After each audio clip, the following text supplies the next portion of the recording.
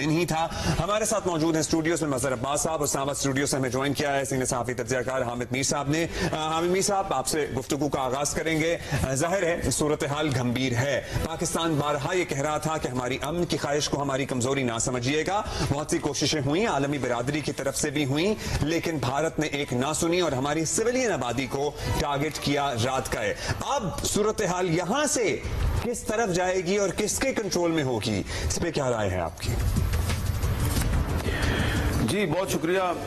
دیکھیں اس وقت جو سچویشن ہے یہاں پہ اسلام آباد میں، تو تقریباً پچھلے 5-6 گھنٹے سے ہم سب جاگے ہوئے ہیں اور ہمارا رابطہ ہے اسلام آباد میں تمام جو وزارت خارجہ، وزارت اطلاعات، وزارت دفاع، تمام دفاتر جو ہیں وہ کھلے ہوئے ہیں. اور یہ ایک ایمرجنسی کی صورتحال ہے. جس طرح کہ پہلے آپ کا ایک سچویشن روم تھا، اب وہ وار روم میں تبدیل ہو گیا ہے.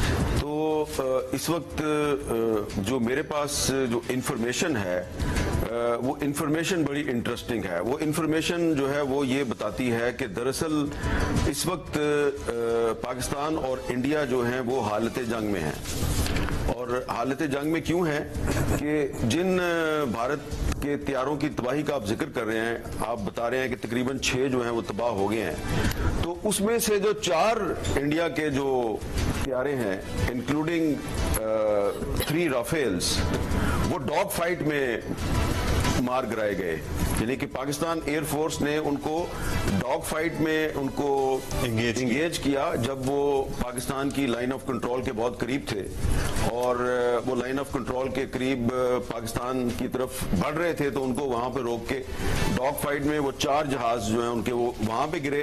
اور پھر جو پاکستان کا ایئر ڈیفنس سسٹم ہے اس نے HQ-9 میزائل استعمال کیے اور اس سے بھی انہوں نے ان کے 2 جہاز گرائے ہیں. اب یہ جو جہاز گرے ہیں ان کے، یہ گرے ہیں جی بٹھنڈا کا علاقہ جو ہے یہ انڈین پنجاب کا علاقہ ہے، یہ لائن آف کنٹرول کا علاقہ نہیں، یہ انٹرنیشنل بارڈر کے قریب ہے. اسی طرح ایک ان کا جہاز جو ہے وہ جموں میں گرا ہے. 2 ان کے جہاز پلوامہ کے قریب ایک علاقہ ہے اونتی پورا، وہاں پہ گرے ہیں.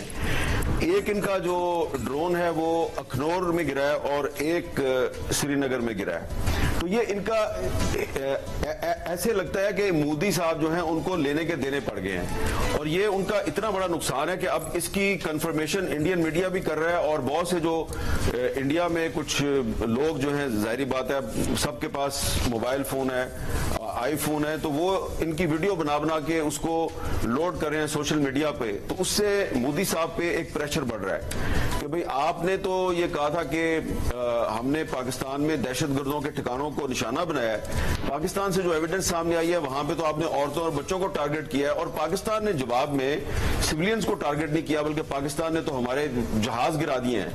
تو اب ظاہری بات ہے جو مودی صاحب ہیں وہ بیک فٹ پہ چلے گئے ہیں، اور اس کو حساب کو برابر کرنے کے لیے ان پہ کافی پولیٹیکل پریشر بھی آئے گا.